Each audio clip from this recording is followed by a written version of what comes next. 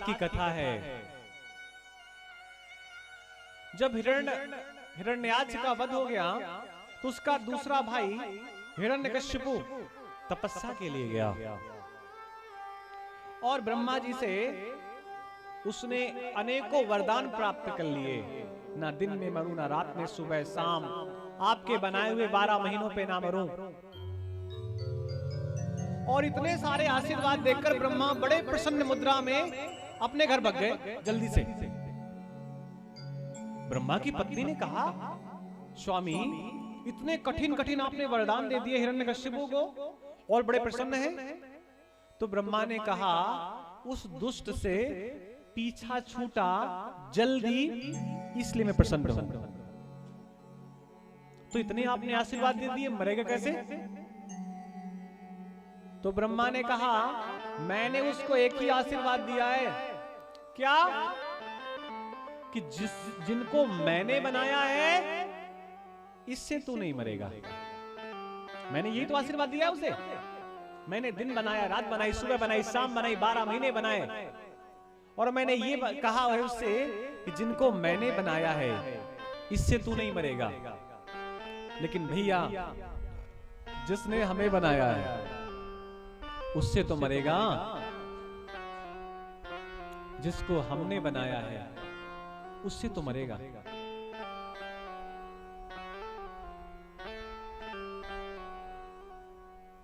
वापस आया, अपने पुत्र को बाध्य किया कि मुझे भगवान मान, मैं भगवान हूं। लेकिन पुत्र ने कहा, पिताजी ईश्वर तो केवल एक ही है। गुरुद्वारे में 2, 3, 4, 5 बातें नहीं कही जाती, एक ही बात कही जाती है। क्या? एक ओंकार। एक ओंकार। 2, 3, 4, 5, 6, 7 नहीं है, एक है। प्रहलाद जी ने अपने पिता से कहा कि पिताश्री ईश्वर तो वही है जिनका नाम हरि है, आप भी उनकी भक्ति करो। अनेकों प्रकार से मारने का प्रयास किया, हाथी से दबाने का प्रयास किया, जलती हुई कड़ाही पे जलाने का प्रयास किया, पहाड़ से नीचे फेंका। और भैया एक दिन तो उसकी बहन आ गई और उस बहन ने कहा, भैया परेशान क्यों होता है?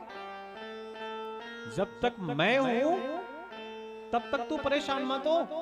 ऐसी बुआ किसी को न मिले जो पुआ खिलाने की अपेक्षा बालक के प्राण लेने का प्रयास कर रही है।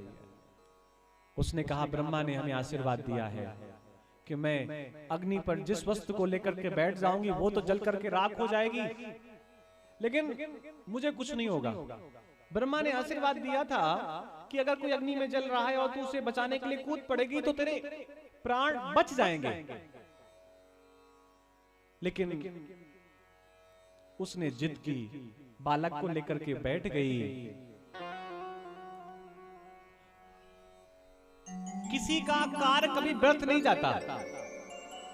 स्वयं तो जल करके राख हो गई, प्रहलाद जी का कुछ नहीं बिगड़ा और बदले में हम सभी को रंगों का त्योहार दे गई। होली के रूप में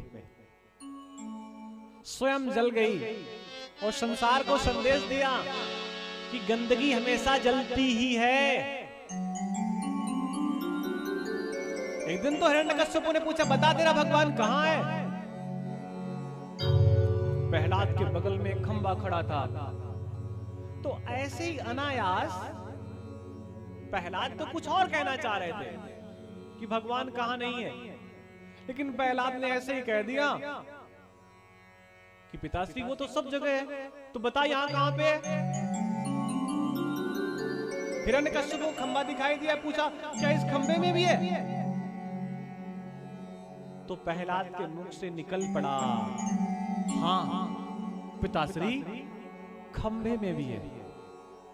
वो जो हमेशा सोता रहता है, शांताकारं भुजग शयनम पद्मनाभं सुरेशं विश्वधारं गगनसदृशं मेघवर्णं शुभांगं लक्ष्मीकान्तं कमलनयनं योगविद्यानिगम्यं वन्दे विष्णु भवभयहरं सर्वलोकैकनाथं। जो हमेशा सोता रहता है, उसकी अचानक आंख खुली कि मेरे भक्त ने क्या कह दिया। मेरे भक्त ने कह दिया कि मैं खंबे में हूं, तो सोने वाला जग करके खंबे के अंदर बैठ गया पहले से ही कि मेरे भक्त ने कह दिया मैं खंबे में हूं, तो अहम भक्त पराधीनो, मैं भक्त के अधीन हूं। हिरण्यकश्यप को आवेश आया, अपनी गदा उठाई, खंबे पर जोर से प्रहार किया, खंबा टूट पड़ा और अचानक उससे एक दिव्य छवि निकल करके आई। हिरण्यकश्यप पहचान नहीं पाया ये कौन है। ये तो ना नर दिख रहा है, ना पशु दिख रहा है, ना सिंह दिख रहा है, ना कोई शावक है, ना पंछी है, ना मनुष्य है, ना बंदर है। ये है कौन? लेकिन उनके भक्त को इतना कष्ट मिला था कि भगवान अपने आप को संभाल नहीं पाए। वैसे भगवान बहुत मौका देते हैं, नारायण को क्रोध नहीं आता। जलधि न मानत जड़ाधि जड़, गए 3 दिन बीत। 3 दिन बीत गए, भगवान बैठे आंख बंद करके कि शायद समुद्र मान जाए। बोले राम सको पुतप, भव बिन होय न प्रीत। 3 दिन भगवान ने अभिनय किया कि मुझे क्रोध आ जाए, क्रोध आ जाए, क्रोध आ जाए। तब भगवान को क्रोध आया। लेकिन आज भगवान के भक्त को इतना भगवान को कष्ट हुआ कि रोक नहीं पाए, युद्ध करने लगे। हिरण्यकश्यपु संभल नहीं पाया, ले जाकर के गोद में उठा करके वहां बैठ गए जहां पर देहली रखी हुई थी। चीर दिया छाती को, अंतड़ियां निकली, माला के रूप में गले में पहन लिया। भक्त ने पूछा कि उस दुष्ट व्यक्ति की अंतड़ियों को आपने गले में धारण किया, क्यों?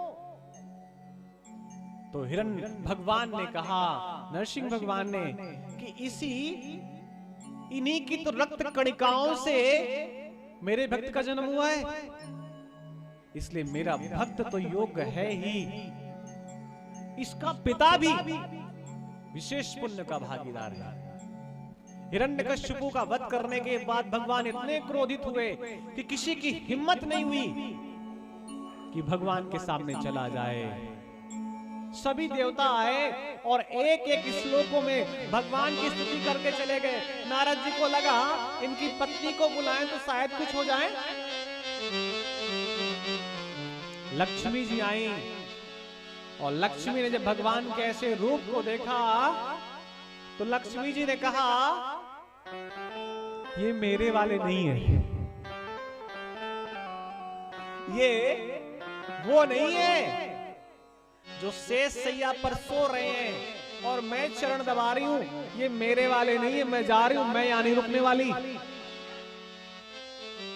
तब नारद जी ने प्रहलाद जी को भेजा। भगवान ने प्रहलाद को चुंबन जड़ा, राज सिंहासन पर बैठाला, तिलक कर दिया और प्रहलाद जी को आशीर्वाद दिया कि आज के बाद मैं तेरे परिवार में किसी का वध नहीं करूंगा।